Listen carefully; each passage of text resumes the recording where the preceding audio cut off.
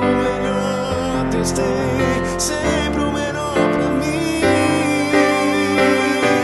Olá, amados e amadas, estamos aqui de novo, dando continuidade a esse curso maravilhoso, né, de bioética, a defesa da vida. Então aqui a gente vinha falando sobre a vida, essa defesa da vida, sobre a missão do homem, a tríplice missão do homem.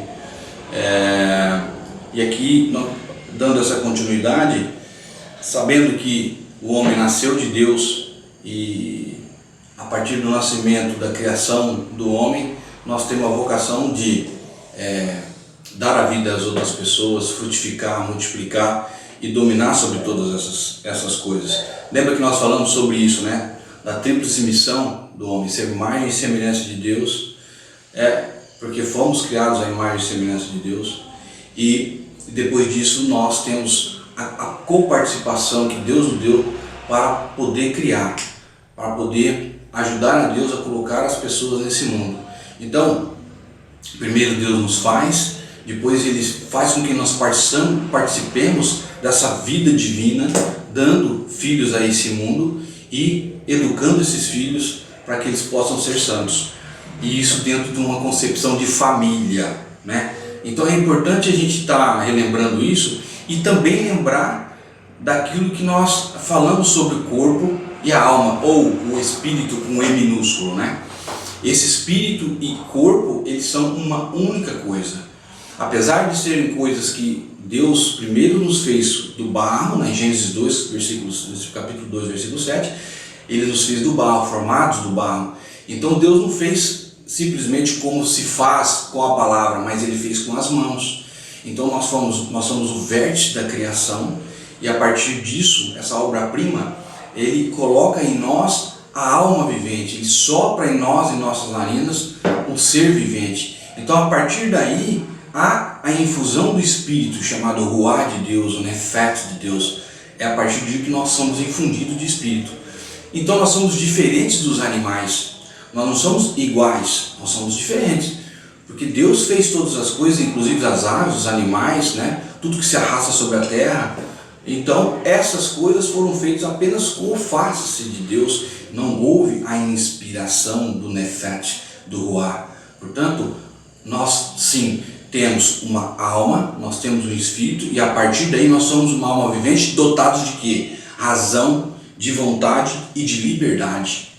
Isso difere enormemente do que nós chamamos de animal, né? É lógico que o animal é uma coisa dócil, nós podemos conviver com ele, mas o animal vai morrer e vai voltar para o pó. Nós não.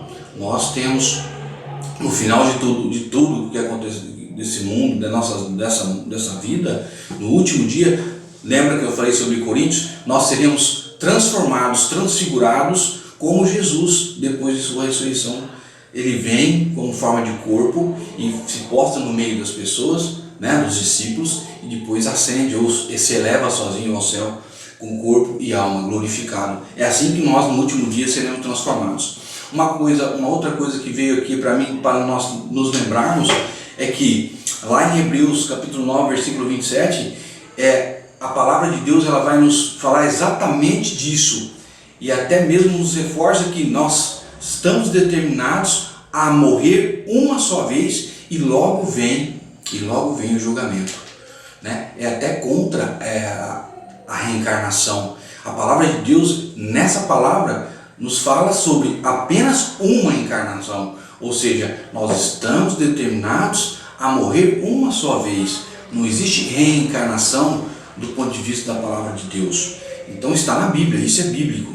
Então até o Espiritismo aí está em contrassenso. Quem não conhece a Bíblia começa a procurar outras coisas. Mas voltando aqui para a nossa continuidade da aula, nós vamos falar agora de sexualidade, né? Então, se a dignidade humana, né? O que é digno? Dignos do latim quer dizer merecedor de honra. Então a dignidade humana, ela tem razão, ela tem vontade e tem liberdade, como eu disse aqui, diferente do animal, né? E também o corpo é intimamente ligado à alma. Não existe esse negócio de falar assim, o corpo é sujo e a alma é pura. É claro que o próprio Jesus disse que o espírito está pronto, né? Mas a carne é fraca. Mas ele não disse que é sujo, ele disse que é fraca. Então a realidade é que o corpo e a alma é apenas uma natureza. Elas não são naturezas distintas. O corpo e a alma estão inseridas em uma só coisa. Então, para que você seja santificado, apesar do Espírito estar pronto e a carne ser fraca, nós temos o Espírito Santo para nos fortalecer e nos levar adiante. Então, nós temos como dignidade humana, sim, nos leva à dignidade o corpo e o Espírito, não só apenas o Espírito. Então seremos transfigurados, transformados no final de estudo, lá como São Paulo fala aos Coríntios, capítulo 15, versículo 51, que vai nos falar exatamente dessa transfiguração no último dia, né? Seremos elevados ao céu pelo próprio Deus, Pai, Filho e Espírito Santo, com corpo e alma que ascende aos céus. O Catecismo da Igreja Católica, lá no seu número 365, vai nos dizer exatamente isso, que nós somos uma natureza apenas. E hoje se fala muito em gênero, né? Em gênero humano. Que gênero é esse? Nós somos do gênero masculino e do gênero feminino. O animal, ele é macho, e o animal, ele é fêmea. Não existe um terceiro sexo, né? Não existe algo diferente do ser masculino e ser feminino do ponto de vista da lei natural. Então, como que foi feito o homem? A imagem e semelhança de Deus. O homem, sexualmente falando, ele tem órgãos genitais masculinos, e a mulher, ela foi feita a partir do homem. Lá em Gênesis capítulo 2, versículo 21, a própria palavra de Deus vai dizer que o homem estava sozinho, ele se sentia abandonado, ele deu nome a todas as coisas, aos animais, e aquilo que o animal é chamado é aquilo mesmo, né? Não tem como você chamar, por exemplo, até podendo brincar um pouco, de vaca de boi. A vaca é a vaca e o boi é o boi, não é? A vaca não tem cara de vaca? Tem cara de vaca, não tem cara de cachorro. Então, os nomes dados são aquilo que eles são. Então não há diferença nisso. Então, o homem e a mulher foram feitos como uma só carne. Quando Deus pega de Adão e tira a sua costela e faz a mulher, ele poderia ter feito a mulher de outra coisa. Ele poderia ter feito a mulher apenas com um estalar dos dedos.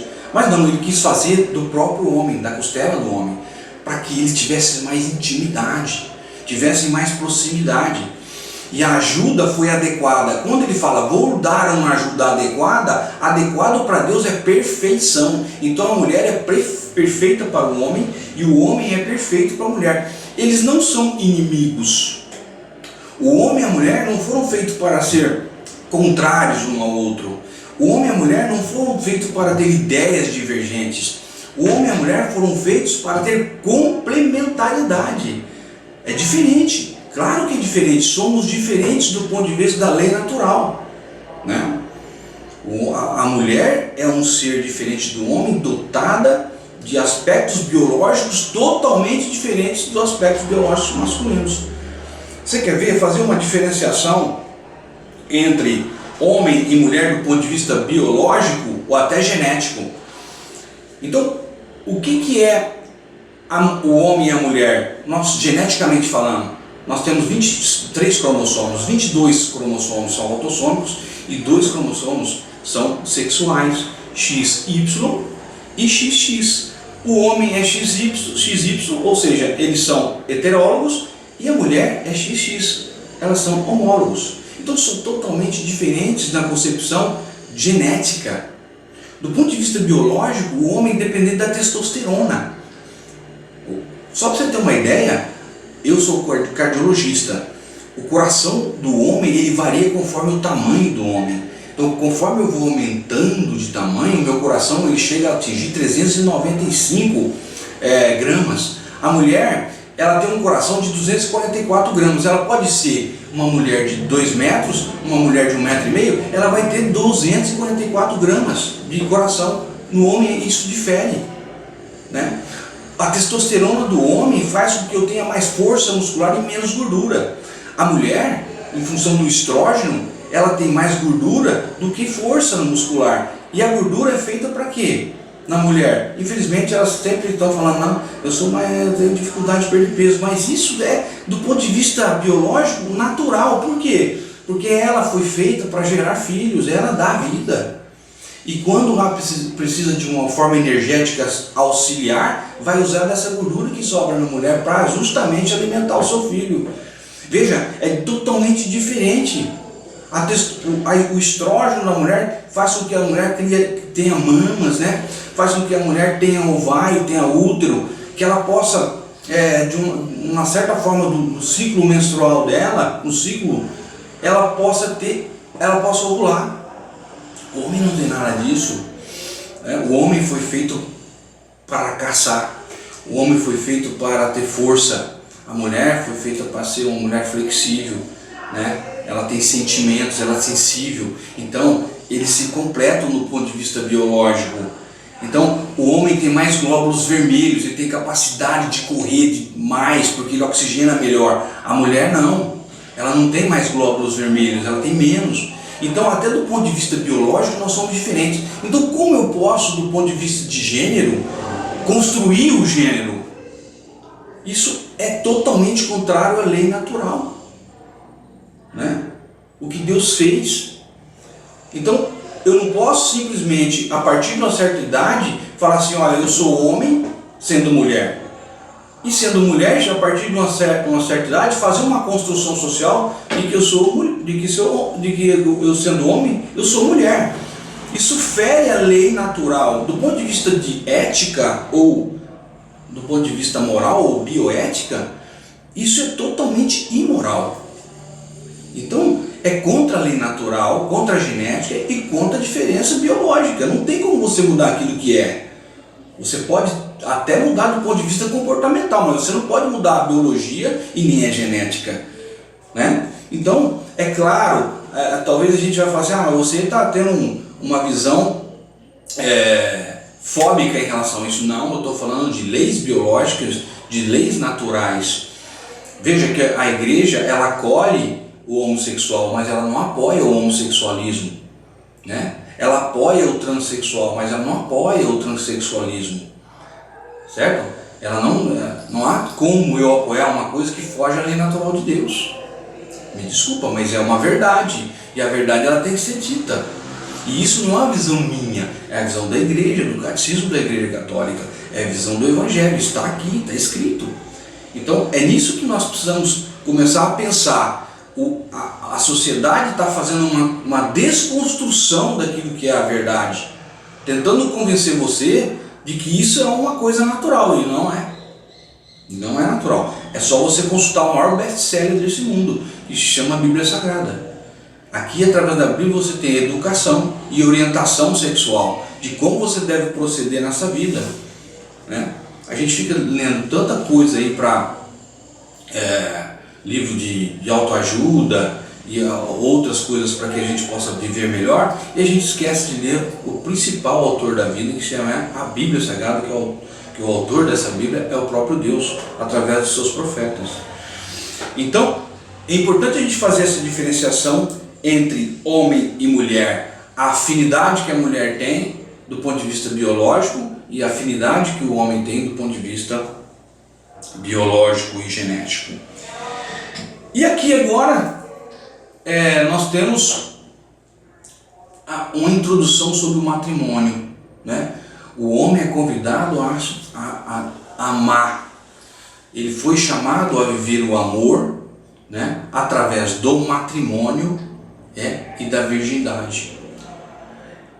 Só existe uma maneira de você viver o amor, através do matrimônio e da virgindade. Eu tenho um amigo meu chamado Padre Fernando, que ele diz que o sacramento do matrimônio está na mesma altura do sacramento da ordem, que é o sacramento do sacerdócio, né? Deus, é claro, quando se fala sobre matrimônio, lá em Gênesis 2, versículo 24, ele vai dizer o que para nós? Por isso o homem deixa pai e mãe e vai se unir à sua mulher e já não serão mais que uma só carne. Jesus Cristo no Evangelho de Mateus, no capítulo 19, versículo 6, ele confirma o matrimônio como um sacramento ou algo sagrado, que torna-se sagrado. Ele fala exatamente o que está escrito lá no princípio, porque os fariseus vão perguntar para ele: é possível repudiar a mulher? Nós podemos repudiar a mulher, Jesus? Mestre, Rabone, é possível repudiar a mulher? Ele pergunta para os fariseus: o que a lei diz? O que a lei de Moisés diz? A lei de Moisés diz que é possível repudiar a mulher. Por quê? Por causa de vossos corações duros. Por causa da dureza de vossos corações é que Moisés fez essa proclamação. Mas no princípio não era assim. E cita a palavra de Deus em Gênesis 2, versículo 24. Por isso o homem deixa o pai e a mãe e vai unir-se à sua mulher, e já não serão mais que uma só carne. O que Deus uniu, o homem não separa. É isso que Deus está falando aqui para nós, Jesus Cristo no Evangelho de São Mateus. Exatamente essas palavras sacramenta ou torna-se sagrado o matrimônio. Então nós não podemos fugir. Praticamente Jesus revoga a lei de Moisés aqui. Jesus não veio para mudar a lei, ele veio para aperfeiçoar a lei. Mas aqui ele é mais duro com esse tipo de atitude que Moisés tomou frente a uma realidade de dureza do coração daquela época, dos fariseus e dos judeus que queriam deixar a mulher à margem da sociedade. Ao contrário, a mulher foi feita com complementariedade, com uma perfeição igual ao homem do ponto de vista carnal, porém diferente do ponto de vista biológico. Nós temos que ser complementares e não contrários, né? Nós não podemos ter inimizade entre nós.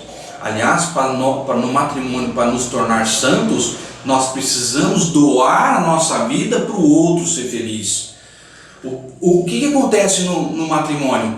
Eu quero ser feliz e o outro indivíduo também quer ser feliz, né?